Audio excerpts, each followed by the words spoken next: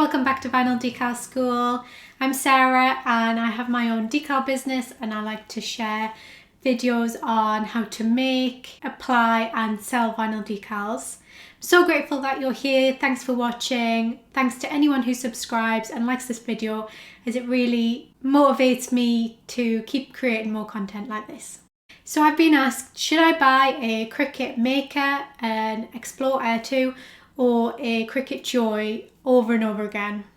And every time someone asks me, I have to ask them, what budget do you have? What do you want to make with it? How much space do you have? And only then can I give them an answer on what machine would be more suitable for them. So I thought, rather than just answering that question over and over again, it'd be much easier to put it all in a video. So as it stands, the three machines available to buy from Cricut are the Cricut Joy, the Cricut Explore Air 2 and the Cricut Maker.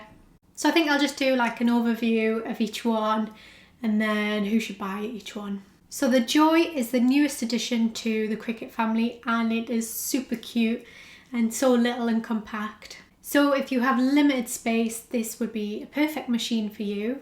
And it would be really easy to pick up and take places. So if you want to add things to your items at craft fairs or want a machine that is portable, then this would be a good choice as well. You can use rolls of vinyl that are 5.5 inches wide by up to 20 feet long. And you don't need a mat for like vinyl and iron-on vinyl. So you can do like a ton of stuff all at the same time. And you can cut other materials like card and paper. And it does have a slot for a pen, so you can use it to write on your card and paper creations as well. So if you want to make lots of smaller projects like labels, cards, small wall decals, iron-ons for like baby onesies and kids stuff, then the Joy is really good for that. And it's a good starting point if you only have a small budget, because obviously that is the cheaper of the three machines.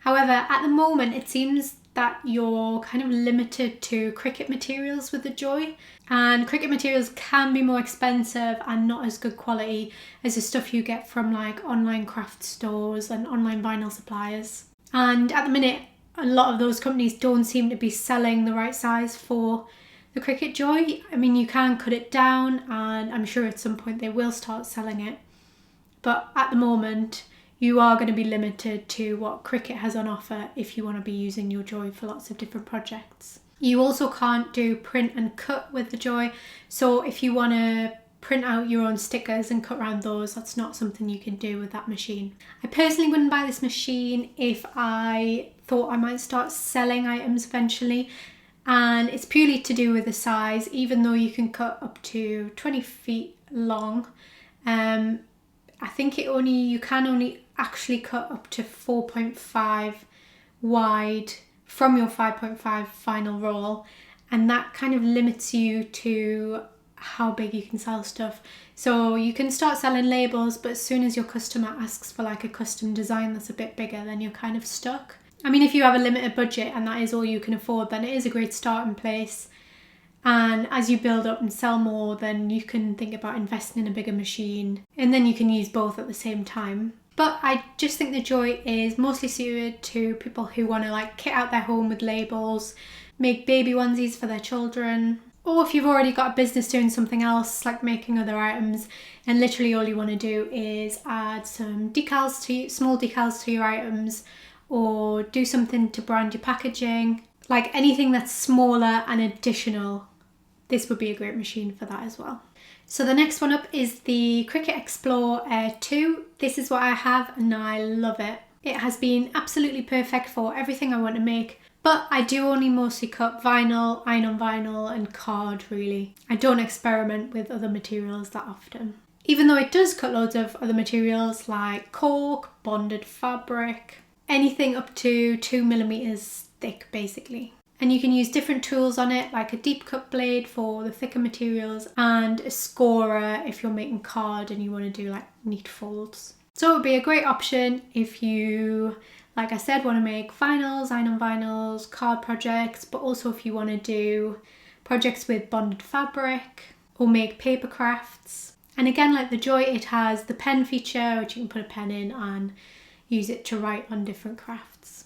And it does also have the fast mode, so if you want to cut things out really quickly, you can turn that on. But in all honesty, I never actually use that. I get too worried that it's going to cut things out messy. I'm sure it won't, but for some reason I just never turn that on. It isn't huge and it's not that heavy. I think I read somewhere it's about 5 kilograms. I might be wrong though, I'm rubbish with weight, so don't hold me to that. And the machine itself is about 20 inches wide in total. But it's not that easy to carry around with you. You've got your wires. It doesn't have like a handle, so really you need to get a carry bag if you want to make it portable and take places with you.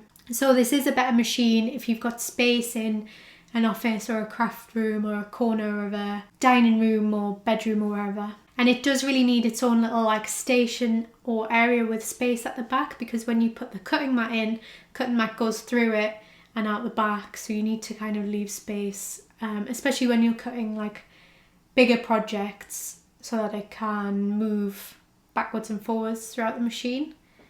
Hopefully that makes sense. If you watch a video of the Cricut moving, you know what I mean. And that is a con in comparison to the Joy as well. You do always need a mat when you're cutting vinyl and iron-on vinyl, as well as all the other stuff. And although I use it for business and I think it's perfectly good quality to use for business, I've never had any issues. In comparison to the Maker, which is known as like a pro level machine, I think it is seen as more of a hobby machine. So moving on to the Maker, this one is obviously going to be the biggest investment. It's the most expensive out of the three, but that is for good reason. It can cut over 300 materials, and you can also use it to engrave, do foil transfers and emboss with it if you buy the alternative blades. And you can also get a rotary blade that cuts through fabric that doesn't have a backing on it. And I think it also cuts out certain metals like aluminium, I think I read, if you want to make jewellery with it. The force at which it can cut is huge anyway. And I think the possibilities would literally be endless with a Maker. I will actually link to the list on the Cricut website in the description of all the materials you can cut with both the Explore Air and the Maker, because it's like ridiculous how many things you can cut with it. Some of the stuff on there I've never even heard of. As I mentioned, it is the only commercial grade performance machine out there.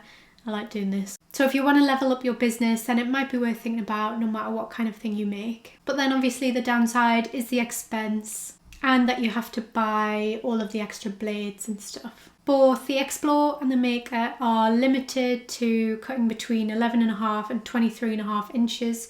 So either one of those will mean you're kind of limited to making things within those sizes.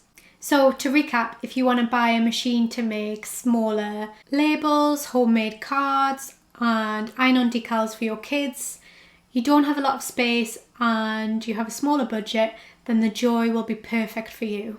Or if you already have a business and literally just need a machine to make additional labels or branded items, then the Joy is a good choice as well.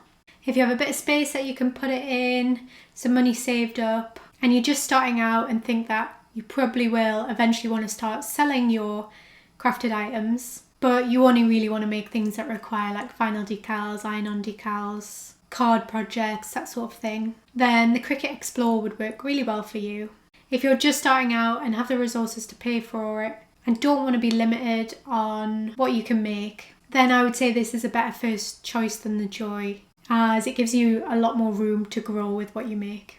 But if you're already hugely into crafting, love to make things from all sorts of different materials, you want to level up your business, you work with fabric and or you want to cut leather, thin wood, and things that are a bit thicker than 2mm, then the Maker is what you will need. No matter which one you're considering buying, keep an eye on places for deals. Cricut tends to always have deals on around certain holidays, and then there are like online craft stores like GM Crafts here in the UK often do good bundle deals. Swing Design in the US always have good bundle deals as well. And there was a great deal on Amazon lately on the Maker. And then we saw a good deal in Costco the other week when we were there as well, actually. So yeah, they can be found all over the place.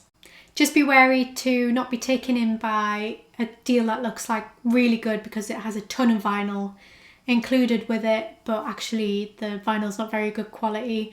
Hopefully you can check reviews and it should give you a better idea of whether it's a good deal or not. Don't be taken in by good deals that seem too good to be true as well.